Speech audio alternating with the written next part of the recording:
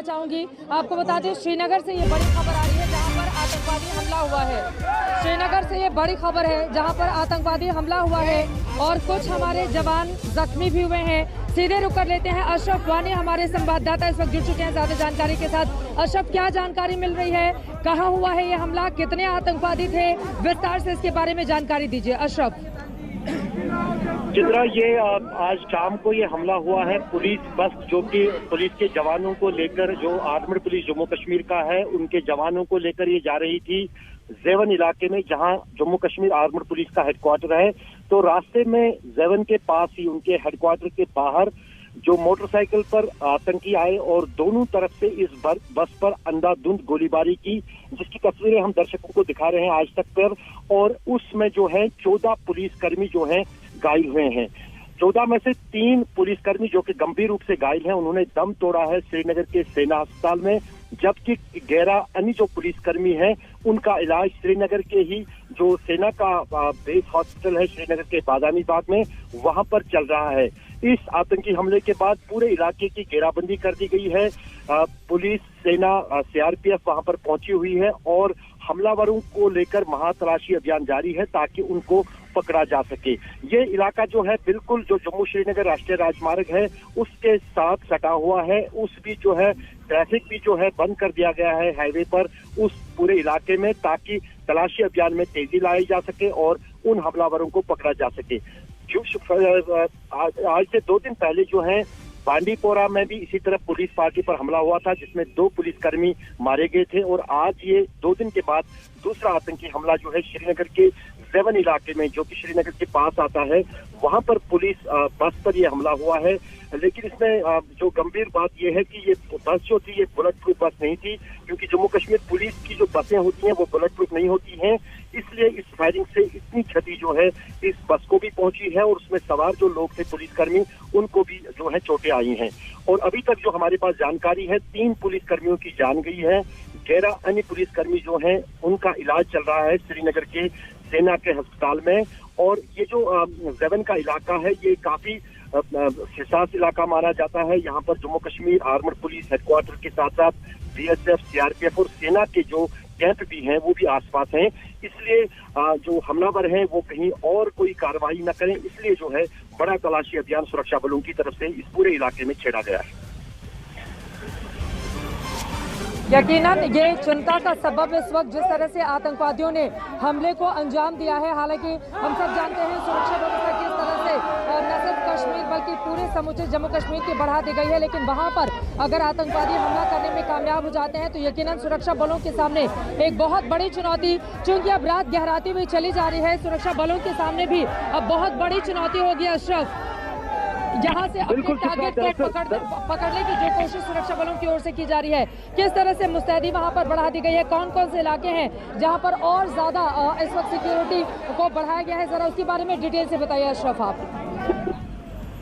चित्रा, आपको याद होगा 2019 के फरवरी महीने में जिस अंदाज से सीआरपीएफ बस को निशाना बनाया गया था, उसके बाद सबसे बड़ी आतंकी कार्रवाई इसको जम्मू कश्मीर में माना जा रहा है, खासतौर से कश्मीर में, वो भी श्रीनगर के पास।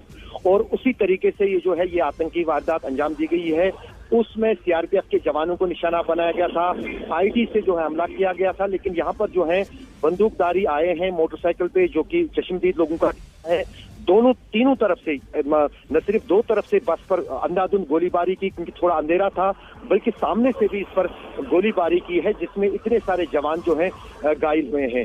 और जैसे आपने कहा कि काफी सेंसिटिव इलाका है ये जेवन का इलाका, क्योंकि मैंने आपको कहा कि न सिर्फ अब रात गहराई जा रही है बल्कि साथ ही साथ तापमान भी श्रीनगर का जो है वो शून्य से नीचे चला गया है, क्योंकि रात का तापमान जो है -3 डिग्री कल रिकॉर्ड किया गया था। और इस वक्त की अगर बात करें, मैं घटनास्थल के पास ही खड़ा हूं तो तापमान शून्य से नीचे है।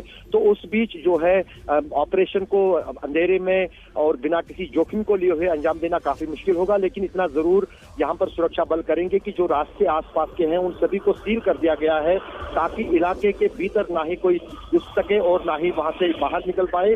तो कल शायद सुबह दोबारा जो है पहली रोशनी के साथ ये तलाशी अभियान शुरू होगा।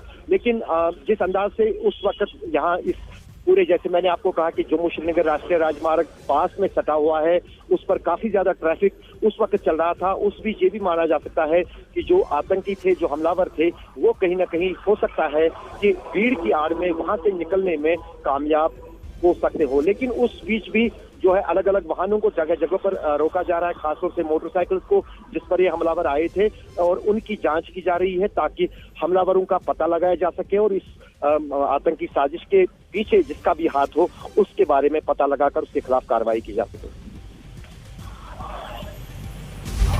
बहुत बड़ी चुनौती जो जानकारी सामने आई है, मोटरसाइकिल पर सवार होकर आतंकवादियों ने पुलिस बस पर फायरिंग की। 3 पुलिस वालों की शहादत हुई है, 11 लोग बुरी तरह से जख्मी हुए हैं, उन्हें तुरंत अस्पताल में इलाज के लिए ले जाया गया है। यकीनन सुरक्षा बलों के सामने अब चुनौतियां यहाँ से कहीं ज्यादा बड़ी, क्योंकि 3 पुलिसकर्मियों की शहादत हुई है और 11 लोग अभी भी अपनी जिंदगी के लिए संघर्ष कर रहे हैं। काशी में हम मौजूद हैं, लेकिन एक बार फिर से अशरफ वानी आपके पास आते हुए, और 11 लोगों बुरी तरह से जख्मी हुए हैं, उनको कहाँ पर भर्ती करवाया गया है, उनके बारे में क्या जानकारी मिल रही है और उनकी हालत किस तरह की बनी हुई है? और जिस बस में सवार होकर ये तमाम पुलिसकर्मी जा रहे थे, कुल कितने पुलिसकर्मी उस बस के भीतर सवार थे, बताइए जरा इसके बारे में आप अशरफ। चित्रा दरअसल जो श्रीनगर में आपको जैसे पता है कि जगह जगह पर है सुरक्षा बल के जवान तैनात होते हैं, जिनमें सीआरपीएफ भी होती है खासतौर से दिन के दौरान, और जम्मू कश्मीर पुलिस के जवान भी होते हैं। और ये जो पुलिस का दल था, ये भी जो है ड्यूटी पर दिन पर तैनात था। शाम को जाहिर है, शाम को फिर तैनाती जो है सुरक्षा बलों की कम हो जाती है, या शिफ्ट जब खत्म होता है सुरक्षा बलों को, उनको वापस जो है बेस कैंप में लाया जाता है। इसी तरह ये जो पुलिस की बस थी, ये करीब 40 पुलिस के अधिकारियों को, जवानों को, जिनमें अफसर भी है, जवान भी शामिल हैं, उनको श्रीनगर के अलग अलग इलाकों से वापस जो है बेस कैंप जो ज़ेवन में है वहां पर ला रही थी। लेकिन जब ये बेस कैंप के बाहर ही बस अपने मुकाम की ओर बढ़ रही थी, तो उसी बीच जो है सड़क पर जो हमलावर आतंकी खड़े थे, वो उन्होंने जो ही पुलिस बस को देखा, वो मोटरसाइकिल से उतरे और अंधाधुंध जो है गोलीबारी इस बस पर शुरू कर दी। तीनों तरफ से जो है, जैसे हमने तस्वीरें देखी कि पुलिस की इस बस पर जो है गोलीबारी हुई है। अधिकतर गोलियां जो है वो बस के भीतर चली गई है, और यही कारण है कि इसी से अंदाजा लगाया जा सकता है कि कितनी ताबड़तोड़ गोलीबारी जो है इस बस पर हुई। उसके निशान भी साफ बस पर दिख रहे हैं, और उसमें जो है 14 पुलिसकर्मी जो हैं घायल हुए हैं, जिनमें 5 गंभीर रूप से घायल हुए थे।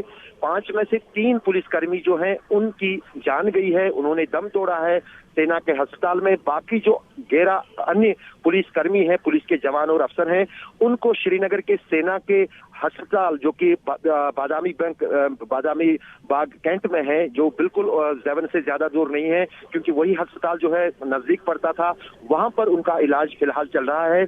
पुलिस के आला अधिकारी जो है, वरिष्ठ अधिकारी जो है सेना सुरक्षा बलों के भी, वो भी घटनास्थल पर पहुंच गए हैं, और ये अब जायजा लिया जा रहा है कि इतनी सेंसिटिव जगह, क्योंकि जैसे मैंने आपको चित्रा कहा कि ज़ेवन का जो इलाका है, बिल्कुल जब आप श्रीनगर में दाखिल होते हैं तो पहाड़ों का जो एक श्रृंखला शुरू हो जाती है, जिसमें बीएसएफ, सीआरपीएफ, सेना का मुख्यालय, या बीबी कैंट की बात करें तो जो मुख्यालय है 15वीं कोर का, वो भी इसी पहाड़ियों पर आता है। और वहीं पर जम्मू कश्मीर आर्मर पुलिस का भी एक जो है बेस कैंप है, या हेडक्वार्टर कहें, तो उसी के पास ये जो हमला हुआ है। तो जाहिर है कि सुरक्षा के एतबार से ये शाम के वक्त काफी सेंसिटिव मामला भी माना जा रहा है, क्योंकि अगर आतंकी यहाँ से निकलने में कामयाब हुए हैं, वो हथियारों से लैस है, वो कहीं दूसरे किसी सुरक्षा बल के कैंप को या किसी और किसी जो है बेस को निशाना न बनाए, उसके लिए जो है चौकसी बरती जा रही है, और रेड अलर्ट घोषित कर दिया गया है, खासतौर से इस पूरे इलाके में जहां पर यह आतंकी हमला हुआ है।